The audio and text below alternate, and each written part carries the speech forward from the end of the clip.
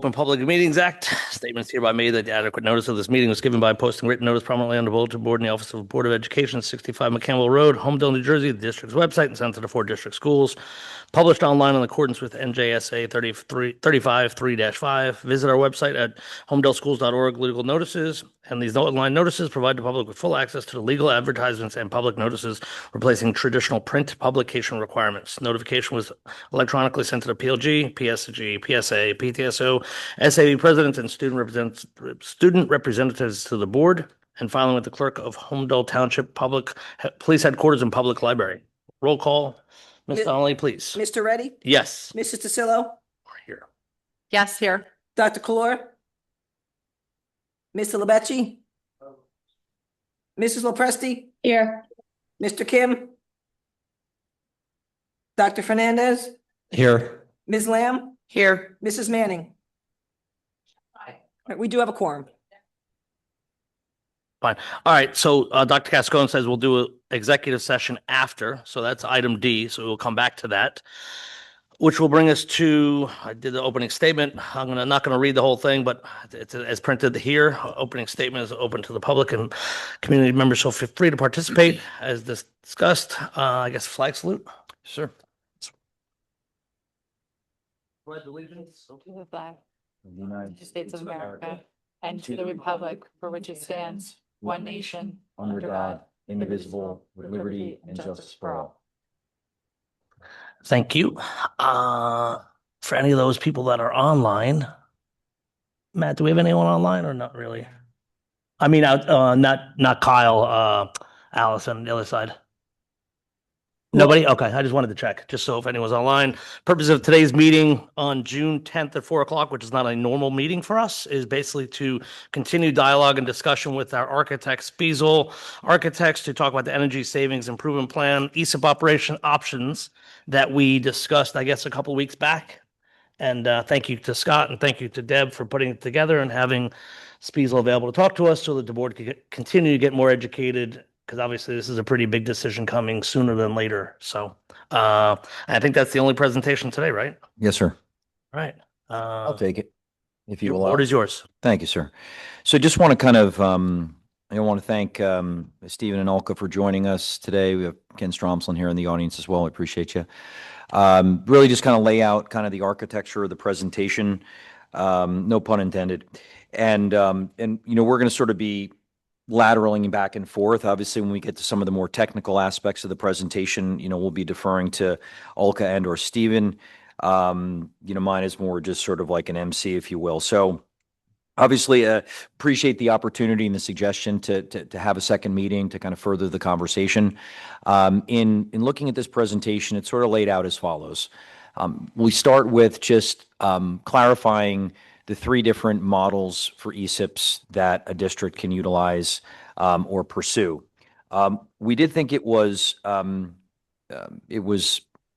prudent, if you will, to just to kind of reiterate sort of the reasoning that was originally used to recommend to the board the DIY model that we had discussed at the previous meeting. Again, not as we're recommending this definitively and hardline, but more just to review why that was originally brought forth.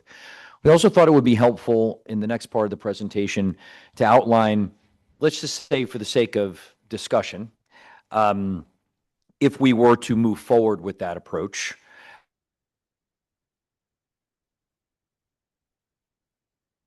what would that look like from a timeline? Rationale for recommending the DIY approach as presented at the last meeting was with a critical eye on that December 2027 timeline. That December 2027 timeline being, well, it's December. Yeah. So it's installation completed by December of 2027. Year and a half. So it does give a little, actually considerable more runway. But I think when you look at the timeline, you'll see that it's tight, but it can be done. And so we just wanted to kind of bring that forward, it being a feasibility to get it done, installed by December 2027 with some caveats, which will be explained. And with it, benefiting from those tax incentives which sunset otherwise. Again, not as a, this is what we're recommending, but rather just so you have all the information, you understand the three approaches, what are the benefits of the approach that was proposed, and what the timeline, the prospective timeline for that would be. Following that portion of the presentation, we'd really love to open up a public conversation for the board and saying, okay, so it seemed that in the last meeting, there was, I mean, we didn't do an official straw poll, but it seemed as if that there was some discomfort, if you will, with going out with this DIY approach, more specifically, and no disrespect to DCO or Spiesel, but the prospect of like being more comfortable if there was some sort of an RFP whereby we were shopping it around to multiple ESCOs. But really with the additional clarification, with the additional information, is that still the consensus opinion of the board? And if it is, no problem. And if it is the consensus of the board that there is still not a consensus comfort level and approval of doing that approach, then the final part of the presentation would be what we are proposing. And I'm not going to jump ahead at that point in time. So the final slide is really like an if-then. It's like, if we are making a decision tonight to not move forward with the initial approach, then this is what the administration is recommending. So with that preamble aside, I'll turn it over to Deb and Deb, really defer to you as to whether you want to. Okay. Right. Well, so just I'll pause there for a moment. Does that, any questions about what I've laid out in terms of the format of the presentation, or really what we're trying to walk away tonight kind of having done? Is it pretty clear? Sarika? I missed it, and if you can give me a half a minute version. Of course. Yeah. You didn't miss one. No, yeah, we haven't talked much. Yeah, really just laying out the outline of the presentation. Yeah, so. Yeah, all we did was we opened, we talked about that this isn't a normal meeting that we normally have, and that architect is available in Kansas City a few weeks back. And what Scott just said, just make sure everyone's comfortable and go through the different options. And even right now, like I thought in my head, okay, February 1st was the date that we had, was the line in the sand. And then what I would want to understand is, one board member is, okay, if that was the line, or even if it's December 20th, that's 27, okay, what if we fail to act? What financial money are we going to lose, or what penalties are we going to engage? And then I think there's solar piece, and then there's the mechanical equipment piece. I presume that would only adhere to the solar piece. Mechanical equipment piece is up to the district whenever they want to actually do it. Obviously, it's in our best interest because the stuff on the roofs are getting pretty aged. But that would be one thing I had a question on. And then Sure. I think Deb had provided it. If we could, touch base on it again, like what is our total electric spend for the year for the district? Just good to know. Right. And when we were on a leadership call last week, was it last week or 2 weeks ago, which was very beneficial, is I thought this project could be 40, 50, 60 million, but it sounded like the architect's like, no, this is going to be way less, which makes me feel way better. Like when she was saying, I don't know if Falk is on yet, but $4 or $5 million, something like that is, not 40, 50, 60 million. That's what it sounded like to me, which makes me feel a lot better, because that's just a huge number to absorb versus 4 to 5, which we've done before in the last bunch of years. So Pete, one of your questions at the last meeting was trying to get numbers as far as like, what are our actual savings, right? Yeah, thank you. Versus, right? So, will that be discussed tonight? Because I know some of the Yeah. other members asked me like if I received numbers or not. So I'm just, I think that those, I'll defer to Debbie whether we have the specific numbers, but I think that those are appropriate points to discuss within the context of the different approaches, right? So, just trying to make sense of Pete's comments, and maybe this is. I'm here, by the way. Okay, is Olka on? Okay, Steven's on too, or? I'm on. Anthony Labecci. Okay. Good. Hi, Anthony. Hi, Olka. Olka, insofar as you can answer this question, right? And it may be difficult to answer, but so if we look at this December 2027 timeline, the tax incentives associated with it for the companies, is there a way to quantify what we would be leaving on the table if we said, listen, we don't want to move that quickly. We want to do a feasibility study first and then go out for an RFP. Clearly, we would not be within that timeline.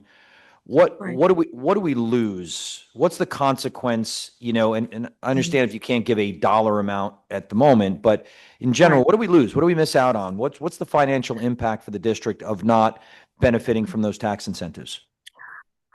Sure, yeah. So there are federal incentives available for PPA systems, which are going away after December 2027. So if the system is not energized by then, you miss out on that. With that, if if that's the timeline we're looking at, you might not even get interest from PPA vendors because they would be unsure on how it's going to be beneficial to them because it's really them who are getting those incentives and they use that in their projections to be able to give you the best rate that they offer under PPA. So it would be difficult for them to kind of like figure out how to bid the PPA, and there may be some confusion there, and they may opt to like not bid if the timeline goes beyond that deadline. We currently do not know what the incentives are going to look like after that deadline. Everybody's kind of like watching it and see if there's any more better or less or what it's going to be after that. It's kind of like an unknown that we do not know how it's going to play out. But most likely, we all don't work for the government for sure. Most likely, we would Right. hope that the government would be like, okay, hey, this is ending in 27. Let's make equal to or better. We hope, just because knowing the state of the budget around the country and in our state, you would think we would want to incentivize the 600 plus districts in the state to, hey, use this as an avenue to make your schools more efficient, and you use some of those savings to improve your schools Right. instead of putting on the backs of taxpayers. I mean, but yeah, I guess as the year plays out, I guess you'll hear more and more from Trenton and all that, I presume. Yeah, that's a possibility. It's just It's unknown. something that we have to watch, correct? Yeah. So, Before we go further into this, and obviously there's a lot more to talk about, but just to take a quick step back, and this is part and parcel to the whole conversation about the roof repair or replacement. I just want to make sure that I understood the scope properly. On the full roofing project expense, was the number that we were talking about 90 million just for the roofs? That was All the roof? That was roofs, all roofs. All and roofs. HVAC. And HVAC. And was all of that to come from, if we have to go out for that, would all of it come from the referendum, or some portion of that is already accounted for somewhere in, not the regular reserves, because I know those reserves were down to almost nothing, which is why we had to use the Addy House sale proceeds to bolster those reserves. But yeah. So that was when we were looking at the referendum, right, to get an idea of what that scope would be. So yes, that 90 million is roofs and HVAC. With this project, with the ESIP, what we're trying to figure out is there anything that can be put into an ESIP that can get taken out of the referendum, right, to lessen the tax burden? Right. That was also exactly my point, where basically could any, with this new solar arrangement, would any of the excess benefit realized be able to be used for that purpose as well? And that's part of this conversation, right? yeah, I'll piggyback on that. It's a great question. So, yes, right. So, if my understanding is correct, through an ESIP, and with a PPA whereby solar is being installed on the roofs, and correct me if I'm wrong, Olka, that the ESCO will also contract for roof repairs. What do they call that? Sealing, or Ken? The restoration coating, The if that's restoration, an option. the restoration Mhm. coating, yeah. So, and so, you can, insofar as they identify portions of the roof that are suitable for that restoration sealing, they will restore those sections of the roofs and then apply the new solar on top of that. Additional to that is that through revenues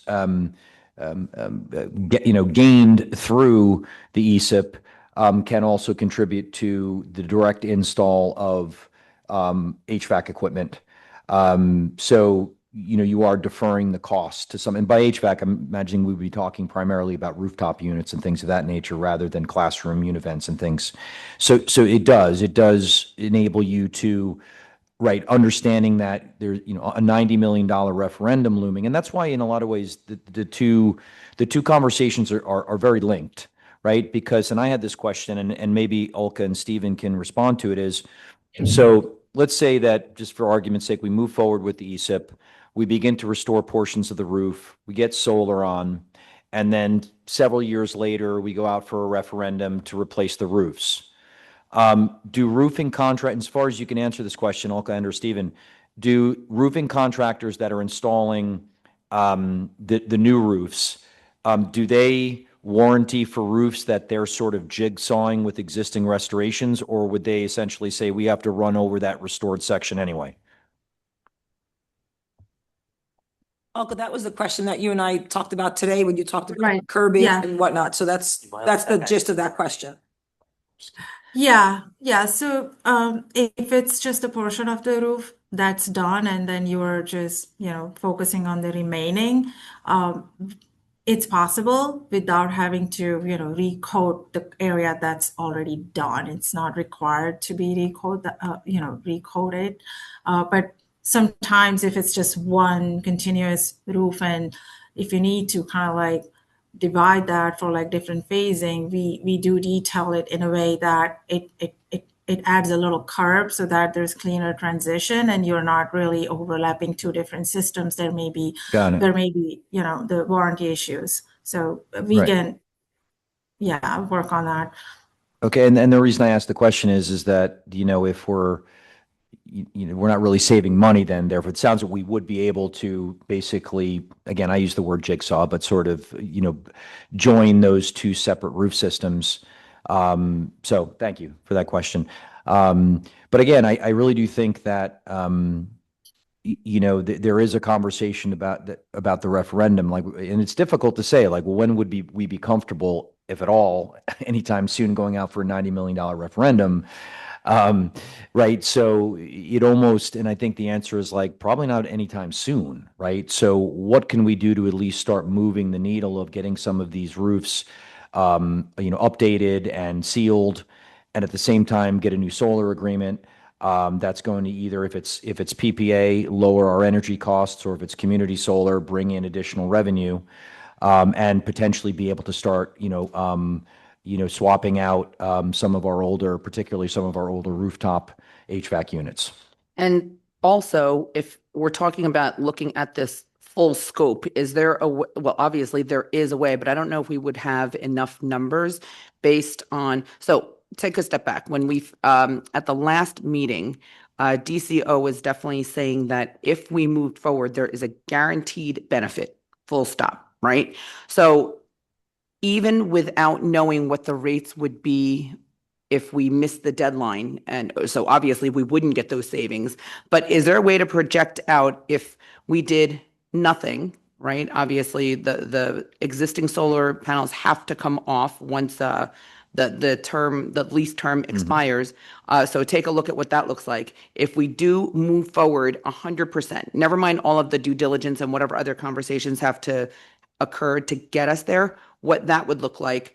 And, depending on conditions of the roof, half done, half not done, and with these savings, if they could also spill over into, covering some of these costs, what those could look like. Because then you could look at base case and 2 or 3 different other scenarios just to know what those numbers ultimately look like. Otherwise, you're kind of shooting blind. I think the one thing I was going to say is that's why I was asking. That's why knowing gas, our biggest, water, gas, electric, our electric is by far Yeah, our we need those biggest. numbers for sure. Want to know those because we're not a big district. We're 4 schools. So there's just not that much of opportunity of energy savings compared to, say, Middletown, because we're 4 schools. So let's just say, for example, we're $2 million.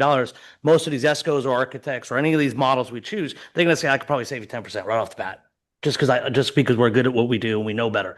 10% is 200 grand. 200 grand times 15. Let's say 200 grand times 10 is $2 million. It's not that much. A chiller costs $500,000. At least. Rooftops cost whatever. So what I'm saying is the amount of solar, and that's my other question was, okay, are we getting realized energy solar savings now? What are they? Because I'm not getting any. It's a moot point. And if we are, and if you change the roofs, like a great point, like you got to repair them because if you replace them, your savings are gone. You eat all your savings and there's no project. Well, the one thing I would say to that comment is if they're saying that it's a guaranteed benefit, and we've already seen this in the years that we've had this, the 15 years that we've had. I don't know. I don't know what those numbers are. I heard the solars don't work up on the roof. I don't know. Right. Yeah, it was like, So when we talk about the guarantee, Yeah. Deb, they're not, just pull your mic down. oh, sorry. They're not saying right now, there's a guarantee, they're saying. once Over they do time. well, they'd have to do the study. Mhm. And if they put a project forward, they would guarantee the savings. So if the Right. project went forward, right, they're guaranteeing that the savings will happen. Right. If So they not find that it today. hasn't, they would fulfill that gap. Right. We're not saying sitting here today, they're guaranteeing a benefit. They're saying if we were to pull a trigger, Correct. there would be. Mhm. So having that piece as kind of like the foundation, whether we consider 200,000 material or not, if we do move forward and there is a guaranteed savings, whether it's not zero, so whether it's de minimis to whatever someone considers is significant, there's still not a reason to not do it if there is a guaranteed savings, right? So say they do the projections and we do move forward, there's no downside to that. None. And Well, I thought we clarified all this in the last meeting, quite frankly. We went over that there was going to be guaranteed savings. I thought this meeting was really to be about whether or not DCO is the correct provider within working with the architect to get this project done. Was that not right, Pete? So I'll clarify that. So I think, and I had kind of communicated this out, to the board after, we had met with board president and vice president. DCO is the only company that could move forward with Spiesel in the district in this DIY approach.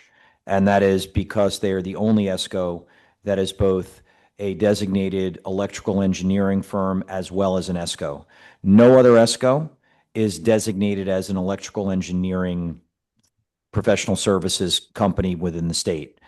So that part of it is if moving forward with this particular DIY approach would necessitate going with DCO. And if the sentiment of the board was that we're not comfortable, notwithstanding the fact that they're the only one that could do this, we're not comfortable with that. We think it's prudent for us to shop around to different ESCOs.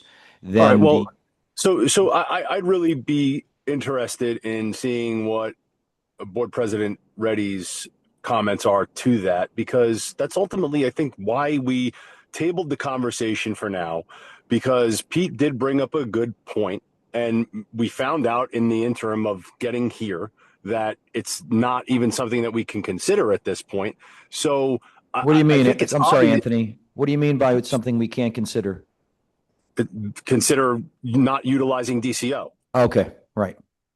Yeah. So at that point, we all know that, hey, there's guaranteed savings and we have to get work done for this school, right? That's without a doubt. We don't, the contracts are up. We need to get this done, and the timeline for this is doing. So I don't even know really what there is to talk about at this point. If DCO is the company, then let's start moving forward. I think there was another piece that we were going to talk about. You're right, Anthony. So if there is a 10% discount and we can only get it this year and it comes to about 200,000, that's one piece. Second thing is that you're saying that this company is the only one that can do it this year because they can do both, but other companies can do it next year, given more time. That's So right. that's the other But I don't one. think we have So the to time tie the because of two the things together, expirations. in order to tie the two things together, at least my understanding was that we're going to see how much, besides the 10% that we're losing, is that the only 10%, or actually is there any other cost? I thought that was what we were going to talk about by not doing it. Is like, is solar not working now? Is the 10% the only thing we're talking about? Well, I think that, and then what is the 10%? What's that And what value? is Like, the I don't know what 10%? that That's number what- is. and it's what we were really, looking at. and our experts can correct me if I'm wrong on this. I think it's, first of all, in the absence of actually doing the feasibility study, obviously being phase one, and maybe that's and maybe for Olka and Stephen, maybe that's a good sort of point of information, like high level, sort of not granular as to what a feasibility study does, but what is the kind of the information that comes out of the feasibility study that helps provide data on prospective savings? Right. Is it 200,000, 10,000, some sort of a, I'm not sure that it can get to a specific number, but I'll turn it over to Olka and or Stevens to the sort of the lack of clarity on the numbers now in the absence of an updated feasibility study and the extent to which a feasibility study helps flesh that out. Right. So our approach would be to analyze what options we have and whether they make sense for any future ESIP, which would cover, we talked about PPA. PPA, you currently have PPA, so that would be one thing we would analyze. Of course, the roofs have to be replaced and repaired for that. There are also some options for community solar, ground-mounted PPA that we discussed. So as part of this study, we can kind of like evaluate your existing property and the facilities to see if there's any opportunity to capture PPA. That's one piece. Of course, there's other, lighting and controls related items that may be present in the existing facilities that would be evaluated. As part of this feasibility study, depending upon which route we go, whether we go like with the PE option or DCO, but let's say we went with a DIY with like somebody other than DCO, then we have to apply for LGEA, which is kind of like an audit that BPU provides, without any cost to the district. It takes time, but like that's something we have to evaluate to come up with like some options that may be available for future ESIP. But it would take time, yes. So I want to follow up and see if we can kind of get down to the central kernel here. So I think what I'm hearing from the board, and I understand it's the $1 million question, or maybe it's the $200,000 question. We're not really sure. I think that's part of the problem. But the question becomes, right, because I think that, and I get it, is there's a sense of like, well, we know we have guaranteed savings if we go this route, but we don't really know what we don't know. We understand that if we don't go this route, we are not going to make the timeline. I mean, do you, as our specialists, as our experts, have any kind of counsel or guiding thoughts on, is it more, in your estimation, is it more prudent to go for this timeline versus pausing, taking phase one with a feasibility study, learning from that feasibility study, and then helping that inform future decision making, even though that's going to disqualify us from these incentives that we will not realize if we do it after December 2027? Right. So this critical path is really for the PPA. And there are two options for PPA, roof mount and ground mount. Roof mount, we're limited until the roofs are repaired and replaced. So if that piece is not something we are able to address, then it's something that's probably not an issue, because if the roofs are not replaced, then PPA may not be, at least the roof mount option may not be an option. But there may be an option for ground mount PPA, which has less incentives, but that's something we can evaluate. And if that's something you would like to capture before December of 2027, then that part needs to be pushed, because then you're going to miss out on that. So really, the feasibility study would tell us whether the ground mount is an option and whether that is a viable option to be included in ESIP. In terms of roofs, they're going to be limited to the availability of the roofing and the warranty and stuff like that. So I think I'm definitely a fan of getting something done for sure. And I know on the last page, I think we have the LGEA, whatever you call it. I wouldn't even think that's even a topic of conversation by any stretch. That is about the dumbest thing we could do, to wait for the free study, which essentially takes a year. That would be just, for a $15,000 or $20,000 study, we'd be fools, if you ask me, waiting that long just for a study and half the time the ESCOs are going to go do their own study anyway, after they get the study from the state, the free study that's sometimes as good as, the paper you're holding right now. But I think there's a lot of unknowns. And I think, like Scott said, I wrote, are we buying the keys to a Hyundai or am I buying the keys to a Maserati? I don't really know right now. So I as one would love to, hey, let's, if we can do like a recommendation to start doing the study, just so at least we have a better understanding of what we're looking at in terms of, you know, value and what is it, 25,000 or something like that? 26,000. Yeah, it's not that huge investment. It's something we're gonna have to do anyway, right?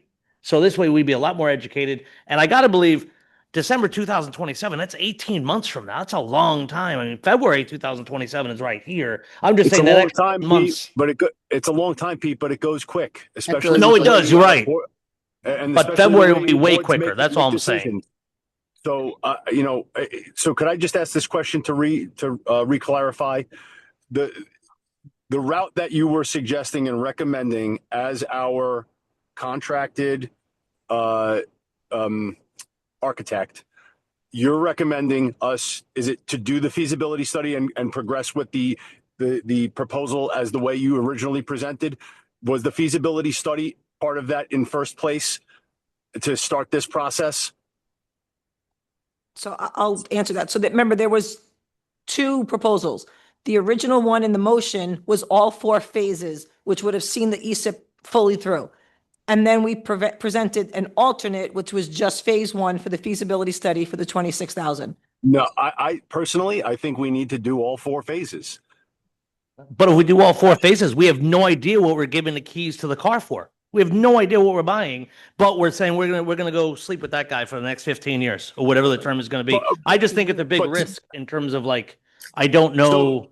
There's So if we only do phase one, are we going to miss out on those credits that that are going I would to think expire? phase one is going to happen as fast as phase one would be if phase one was with phase 1, 2, 3, 4, or phase one by itself. It's still going to be pushing the cart in the right direction. I think. I think we're actually, believe it or not, I think we're making progress here. So on the second slide where you see the sample timeline for the ESIP, and you see that, if prospectively we awarded the proposal for the feasibility study only at the June 24th meeting, that feasibility assessment anticipated completion would be the end of the summer, right?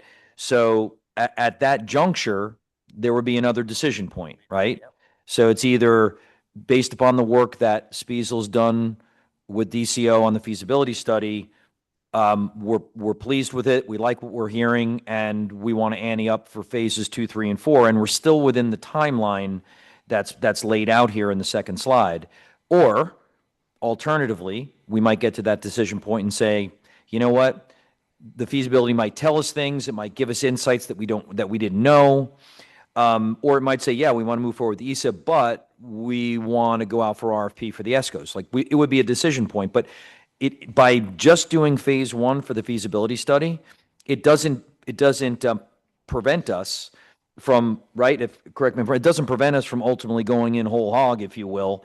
We're moving forward. Yeah, that's what I was just trying to clarify. Okay, if we just do this phase one and this feasibility study, can we make the decision to get the full boat if we deem it probable and makes sense?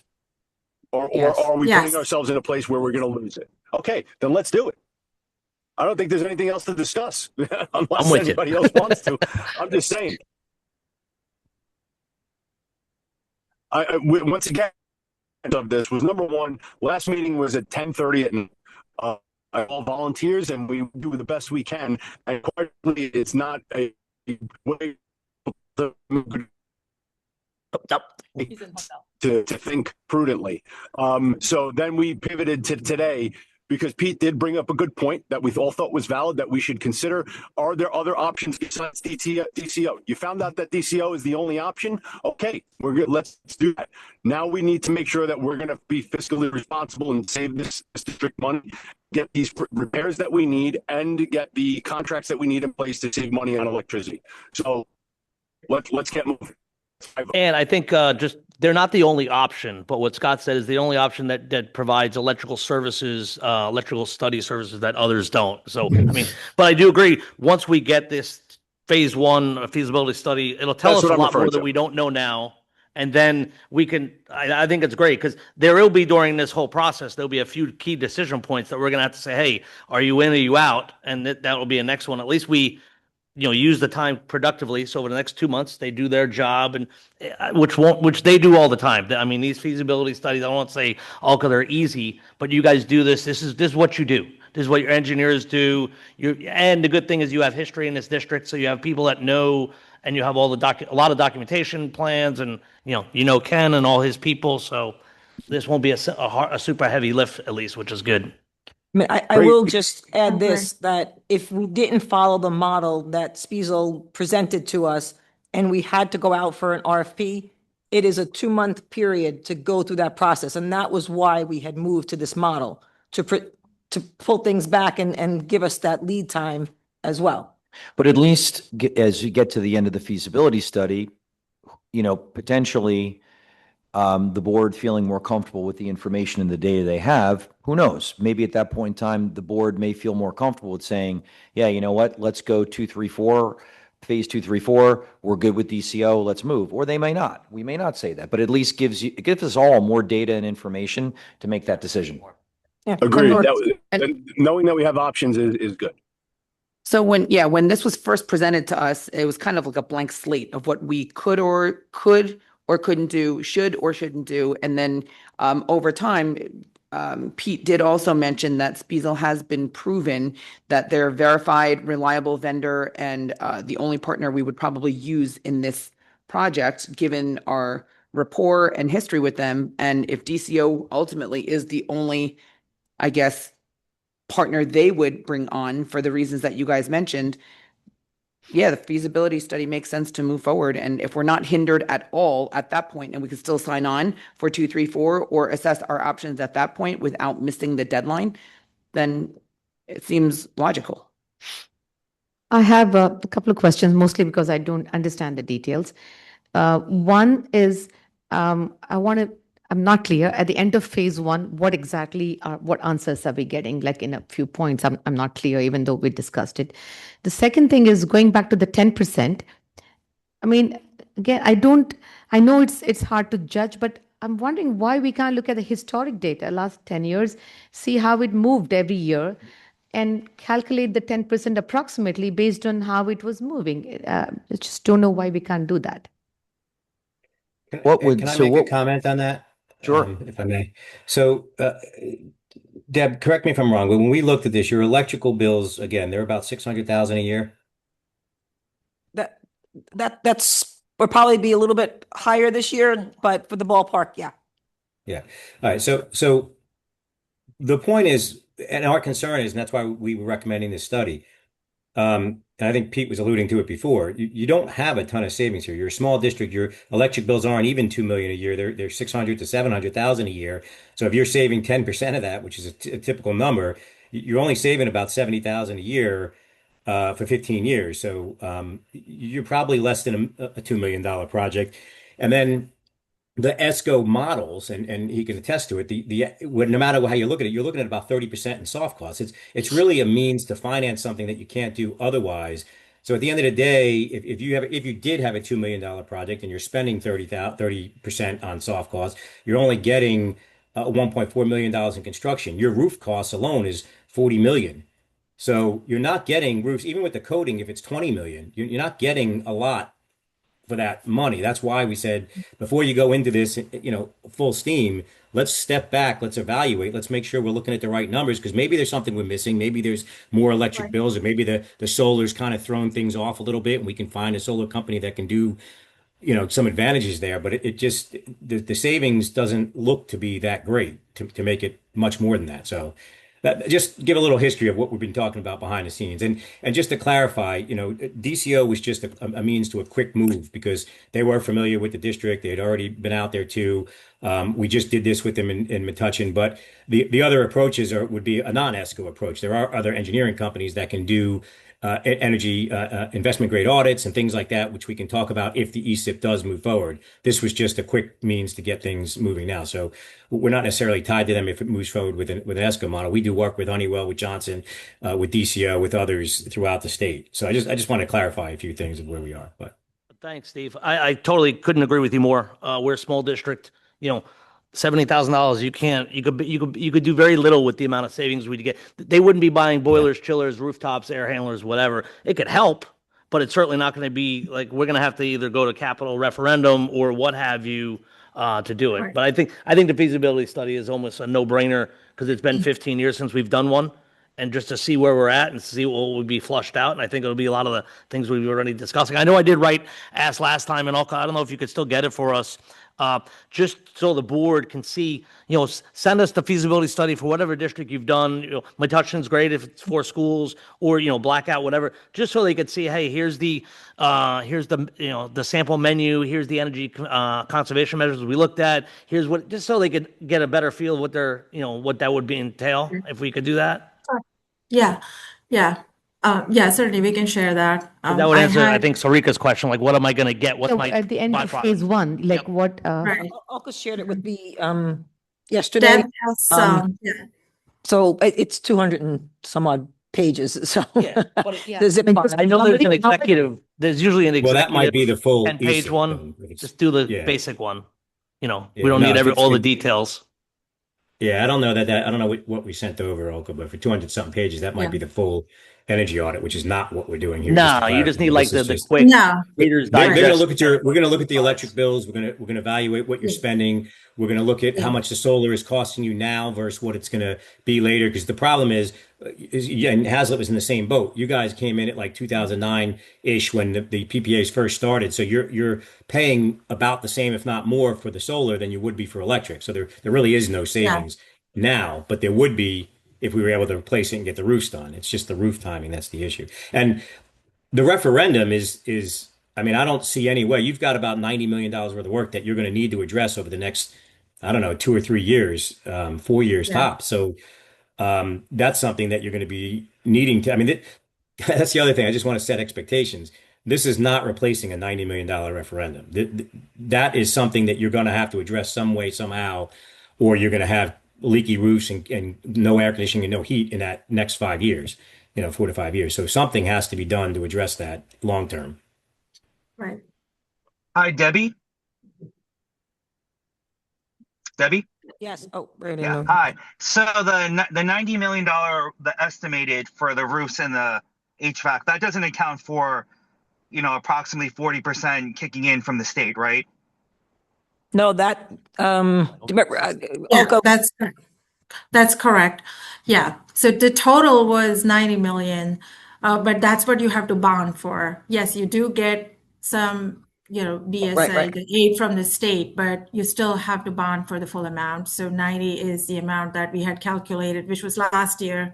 But as we wait longer, it adds up. It may increase because every year there's escalation on the construction costs. So let's say if we were to revisit that 3 years later or something like that, then we're looking at least 10 to 15% increase on that number because construction cost has about like 5% escalation every year that we have to use.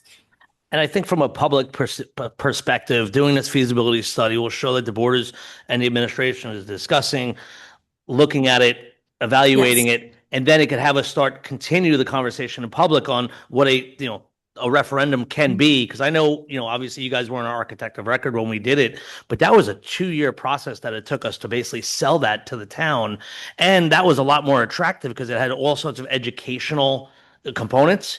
This is sort of, if you're a regular taxpayer, they're not loving this one because this is roofs and solar and boring stuff that's not, I guess you could say directly going to affect students and their learning. Of course, it's necessary, but they're not getting a new gymnasium, a new media center, a new technology lab. So it's going to be a lot harder sell if you ask me, especially if it's going to be significantly more or equal to what our referendum was, 7 years, 8 years ago, whatever that number was. but Pete, I would add to that it could negatively impact their education if I have to Oh, absolutely. move You're students, spot on. right, and consolidate Well, classes. from perception, but of how they look at it, going, oh, it's just solar. It's just not sexy. Where, the engineering lab, that's sexy. We like that. That's something where our kids can see it. But you're right. You send kids home if you don't have hot water or boilers and, above, 60-degree temperature, whatever it is. I mean, I get, but I'll say, and I've said it when we first started talking about it, is that I work in Freehold Township. We did $130 million referendum for literally security, HVAC, windows,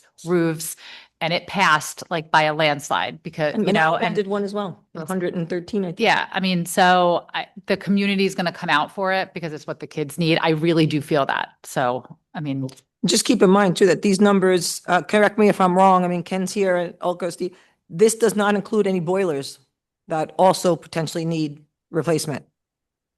Yeah, but and then also I think we got to keep into Before- consideration whether it's 10%, 15, 8%, any savings is realized income to this district and ultimately could be left out of the referendum. And then we can ask for different monies for things that we can upgrade elsewhere within the school system rather than just getting boilers and roofs and so on. So I think that's what the purpose of this was, to make sure that we were going to get the most value out of it. And it seems like that's what it is. So That's true. And with ESUP, even if it's a smaller project, like you do have some items like boilers and RTUs and such.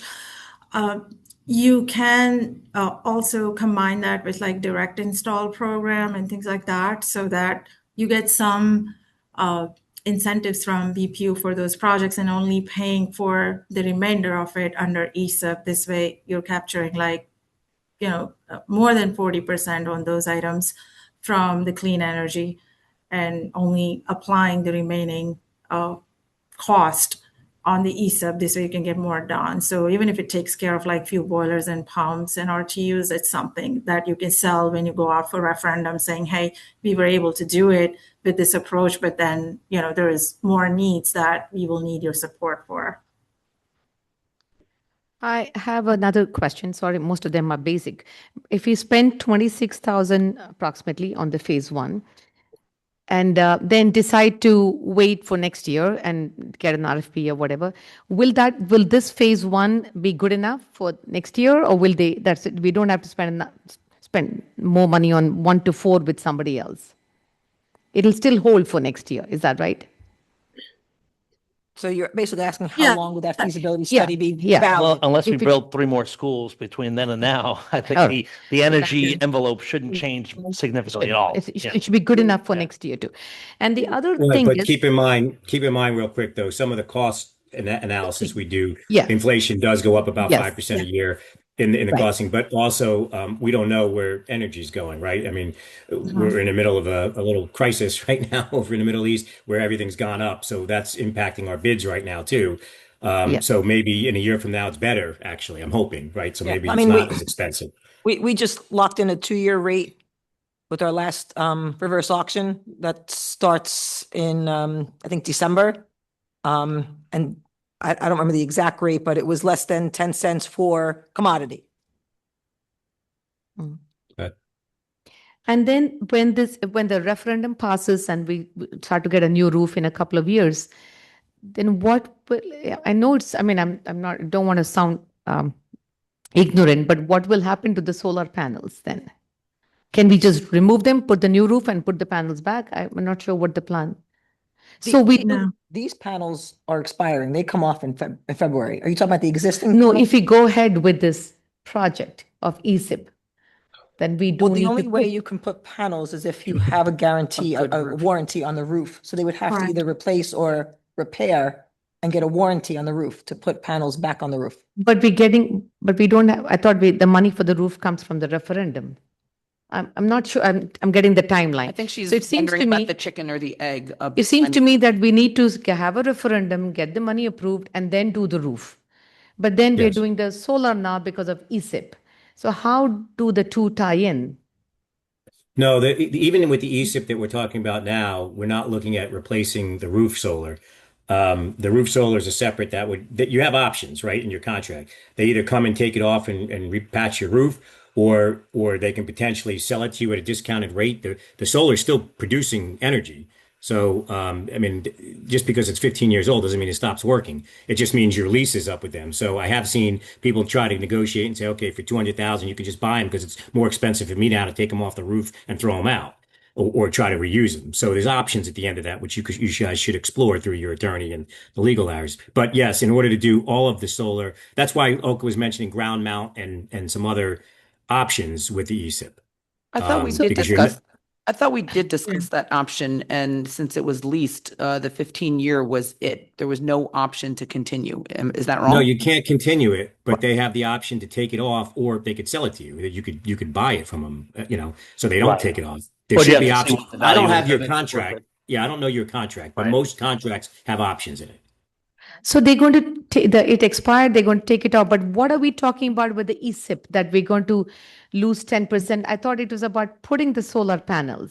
No, it's just energy savings in general. You're not losing. You're getting about Right. average is about 10% on energy savings, like through lights or Because other of the things. solar panels. Or no, There's that's sort of two related things. to solar. So you have solar over here. Yeah. Solar is like a revenue producing thing. Yeah. Solar is basically, like having us pay less electric bill. Yeah. Energy savings improvement programs, whether it's, you're doing different enhancements, new lighting, whatever, like we did years ago, that reduces your energy bill. It's different than a solar. Solar is usually a lot of times a carrot that you use to help build the project because you have money there. You're Okay. gaining money. But like Steve said, we're a small district. If we have a $600,000 energy spend per year times, and we're getting 70 grand a year, say in savings, the max we can get we're going to have savings available over 15 years is $1 million, not counting the time cost of money and all that other stuff. So, and like he said, we're going to have to eventually fix the roofs or buy new roofs. And we don't know the condition of them yet till we basically take those solar panels off. And then I'll truly tell Steve and his people what they're looking at. Then at that point, okay, Indian Hills and this, like I wrote down, it'd be great to know the priorities, but we really don't know. Like, we know based on where the leaks are, like which we think might be the worst. But I think there's going to be a lot of learning going on in the next few months, especially if we do the study. And then that study that Steve and Olka will give us, that'll give us, hey, here's 7 or 8 energy conservation measures that we recommend. Here's what a potential savings could be where a payback is. Like you put on a boiler, the payback of a boiler is like 30 something years. You put in new energy efficient lighting, it could be a couple of years. So that's the stuff you want to hunt They're all for. unrelated to the solar roof. Exactly. Unrelated. Yeah, a lot of times. So ESIP is not really tied into the solar roof at all. Although they did mention carports, which also might give some Give you ESIP more savings. solar. That's why I got kind It of. gives you more savings because you're gonna realize it from the SREX of the saving the money from the solar. The revenue you're going to generate from that. And that's part of what we're going to determine in this assessment, because carports right now, the costs are way up. Like we got them in Sayreville steel. when we did their ESIP. Right, exactly. We did their ESIP and solar. Again, they're two separate entities. We did a PPA for the solar, and then we used the savings from the PPA, the solar, to offset some of the costs in the ESIP. So we did them in conjunction, but they had all new roofs. So we did the roofs first as part of the referendum, and then did the ESIP and this. So it just, you're in an odd situation because you can't do anything with the roofs without replacing them or somehow coating them. And to coat them, you have to take everything off there, and it's still expensive. So so the roof is unrelated to ESIP? I don't know whether I'm getting lost It's like here. a capital purchase, basically, just like the roof of your house. So, but why are we then talking about the 90 million in the same? Because it's probably going to cost that much money to replace all these roofs. All these things have to happen, even if they're not directly overlapping Okay. in some sort At of some point. constraint. By hook or crook, in the next 5 years, we'll be either replacing roofs or repairing them to a massive amount of repairs. But that's not, the roof is unrelated to this Exactly. ESIP. And a lot of times where ESCO companies don't want to replace roofs in their project because then they will have no project because the cost of the roofs are exponentially higher than any savings you'll ever find. They're just too, it's just so expensive. So at the end of phase 1, they will tell us approximately what the savings of They'll give us ESIP some ideas. would be and what the cost of this ESIP would be too. It It's a could be. separate cost. They It's can not give us- related they to can roof give at us all. Ballpark areas and that's where the sample feasibility study that Deb will forward us. You'll see what another one, just so you can see what a framework looks like, just so it can answer a lot of those questions. If it's make a you more boiler, comfortable. leaky AC or Yeah. something, all sorts And of structural stuff. It varies from district to district based on how old the district is, how if it's a new school, old, young school, all that stuff. Kyle, can you remind me, we spoke about this, if, when we go to put out a referendum, what month during the year, what did we say? Because there was a lot of discussion around which month was best. I don't recall. The discussion we had specifically was the second question, not the referendum, Yeah. which is a different thing, but I second believe they match up. September, regular It was November January, it was election, end of December, January. January and No, meet no, those. I know there were multiple dates, Yeah. but Yeah, we there's 5 discussed it. It was dates. the end of But best, yeah, January. that was Joanne. in the context Yeah. of second question rather than a referendum. Yeah, so So there might be strategic reasons, there might be there's different potential strategies with referendum rather than second question, depending on what you are. But But for for purpose of, second question, we were talking about the January date. right? January. Okay. Yeah, and just so you know, from a timing perspective, a lot of districts push for and I think the majority of the referendums push for September because it gives you all the back to school September time, the market and everybody's out, and then you can start design documents shortly thereafter and get work done for the following summer. If you, for example, if you did a September 27 referendum, you could get work starting in the summer of 28. If you did a January of 27, you would be looking at summer 28. It's like, you missed that summer. Yeah, I just want to clarify one thing from my own understanding, right? How important is it to capture the federal incentives that are expiring? I mean, it sounds like in relation to everything else, it's really marginal because you don't know what your construction costs are going to look like in a couple of years. You don't know what federal energy policy is going to look like after December 2028, right? So how much, in my head, I'm contorting myself around, you want to get everything possible. But if those federal incentives expire, how much of an impact is that for all of this? I just look at it, So- if we're $600,000 per annum for electrical bill, it's not a huge number. Okay. And if we're getting, if it goes from 70 to 90,000, that's 20 grand a year. That's not, to me, as one board member, it's not enough to sway my decision in my mind, or to rush to run to a finish line, because to chase 20 grand when I have a $90 million bogey ahead of me, it's, I'd rather do it right and, put the 20 grand at risk, whatever that number is. But again, like you just said, we don't know what the 2027 is going to bring, what the next legislation is going to be. I thought Greg from DCO did, but maybe that was just guessing. But if it did sunset, didn't he have an estimate of how much it could spike, or that was just all speculation? Well, if I could just chime in, he had some, again, it's some thoughts of what might happen, but you're right, Pete, we don't know exactly until the next administration comes in. But the bottom line is that only matters if you're doing a PPA. It's only related to the solar. Right. So until we know what's viable, until you get all the roofs done, you're not really probably putting solar on roofs. It may impact the community solar just to bring revenue into the district, or some ground mounts, because things like that. But it's only going to impact if we do a PPA, because the PPA companies rely on that federal rebate to give you a better rate. Otherwise, it may not be as conducive to them. Or instead of giving you a 3-cent rate, they may be at 10 cents. So it may impact the viability of a PPA. Can I ask the board, would everyone be in favor, like in June, when our next meeting, to put a resolution for Deb to put a feasibility study on there for, to at least start that? I mean, I'd be a yes. I'm not sure. Yeah. Phase I one, would. yeah. Yeah. I'll be Okay. yes. Okay. Because I mean, to me, Scott and I were just talking. I don't know, which is good. We don't have to run. It is an hour already. But I don't know if there's anything else that we want to talk about. And obviously, Brittany, Allison, anyone online, any questions, or anyone else, final comments. But Yeah, I think we're in alignment. I think to move forward, and we'll get a lot more information by the end of the summer. We'll know a heck of a lot more, and we'll have a tangible thing that's related, like real facts that will help And us. in the interim as well, some of the other questions as far as cost and all of that might have to come out as part of the data in the feasibility study anyway, right? It's probably Agreed. part of it. Because I think we were talking in a lot of guess, right? Yeah. Like guesswork. I think yes, but I'm sorry to go on dragging this on. I thought we were talking about the if we don't, we lose the incentive if we don't do something by the end of this year. Incentive for ESIP? No, Incentive PPA. or not, but PPA has got nothing to do with ESIP. PPA is power Well, purchase agreement, which is the Right. solar. So that comes back to solar. Am I the only one So confused here? let me my layperson understanding of this issue, right, is the pie in the sky scenario is that we have a referendum, it passes, we build the roofs, and we do that with enough time to then replace the solar. And that would all have to happen before December 2027 to have the optimal gain. And that's going for an extra 20 to 30 grand per year. Possibly. December right? 27 timeline. Will you Yeah. Yeah. But now we need to act before December 26 for something? No, Well, for a referendum. this is but- going now for December 27. Okay. And Is the something likelihood of that expiring scenario this is year? very low, right? Okay.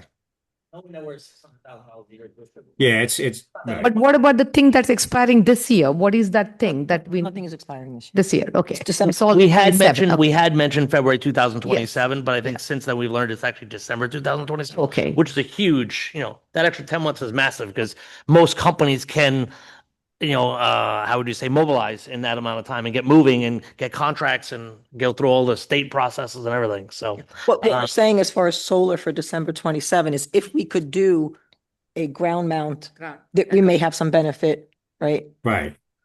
Correct. Mhm. And it might be that we do 2 PPAs, to be honest with you. It might be that the ESIP shows we have enough ground mount and we can put some ground mount to save you some money. And it makes sense to do an ESIP with a PPA now. And then when you get your roofs done, maybe there's an opportunity, depending on where, to your point, where we are with the federal grants, and maybe they're different. Maybe there's something else there that we do a PPA again after the referendum, now that the roofs are done, to Yeah. again bring your energy costs down. So there's a lot of moving parts, which is kind of what this assessment's going to hopefully clarify. So part of Yes. part of the feasibility study is, I know when in the last meeting, they were talking about the optimal benefit to be received is if the solar panels are on roofs, right? Whether the old roofs, new roofs, all hard to say these words. But is the feasibility study also going to show if we don't put it on the roofs and we do ground mount, right? And it's in a field, Yes. because Pete, we said we have a lot of space, right? We have a lot of space. If we do that and it's slightly less beneficial, but then there's no real roof timeline to tie it in outside of when they actually stop being useful and leaks are everywhere, we don't have to tie it in exactly, right? That's kind of the trick of all of this, is the chicken or the egg. And with the sunsetting of the credits in 27, if it's not energized by December 27. So it's all of these extra constraints that make this like a really tough puzzle. It's a gamble, but it could get better. I mean, if I'm in Trenton as one of the assemblymen and legislatures, I was like, I'd be wanting to make this, better than anything, knowing where the economy is going. I'd want to incentivize every school district in the state and the way to do that is give them a bigger carrot. So No, they but do. understood. But with this feasibility study, is it also going to show if it's not on roofs, what that would look like? I guess If it's so. in a I mean, that field? would be Can we something- include that? I mean, because that gives us options Right. to not have such a sense of urgency on the roofs before they ultimately Right. fail us. But like right? Steve said, if you do carports, it's wildly expensive because the cost of steel is so expensive. Well, I get but that. you're We like, also didn't want that, right? For the right. look of Holmdel. The but just aesthetics, the that's a whole field. different conversation. But you're right. Like back at Indian Hill, back at a high school complex, So we we do should have have that as space an that you can option. still at least look at those Thank things, I you. would think. Yeah, we'll absolutely will evaluate that. And the reason we Right. always mention the roof is because the roof mount solar is much more efficient and economical for these guys. So the PPA prices are better, the rebates are better. Ground mount is an option. It's not as expensive as the carports. So we will, as a matter of fact, Hazlitt, we did all 3 back in the day. We did ground mount, we did carports, and we did roof. Right. And when we talked about carports, we were specifically looking at community solar option, which bills the carports as part of their project. You do not, it's really not a PPA, but like it generates revenue. So they have fixed, lease amount that they pay to the district annually, which is something you could capture on for like next 15 years and, use it for like kind of like a cash flow. So that's why we brought up carports, because it's related to community solar, and that you can do anytime. There is no like ESOP needed for that. That's like a separate program. So if the carports are an option, we can also evaluate that opportunity under community solar and present that after the study's done. Well, thank Yeah, you, there's a good Steve. Thank you, clarification. Olga. If I'm allowed to, I'll put a pin. Are we good? Everyone online, we'll put a pin in it. Let you guys go back to get ready for the Knicks game. Good. And then I'll take comments from anyone of the. Thank you, Steve. Yeah, thank you guys. Any comments from the public? See none. We are gonna have to go into executive session, Yeah, but we won't be coming back out. So I guess, can I get a motion to go into executive session? move. A second? Second. All right, so I guess we're good, Deb, right? All in favor, say aye. Aye. Aye. They have they have a. Yeah, and those online will, if you guys want to drop and then jump to the executive session link that Matt provided, I think a couple hours ago, will be good. Yep. All right. Thank see you in a all. few- Starting, Thank you all. Thank you. so are we starting executive right away or waiting till 6? Right now. A couple of minutes, Okay, awesome. like 2 minutes.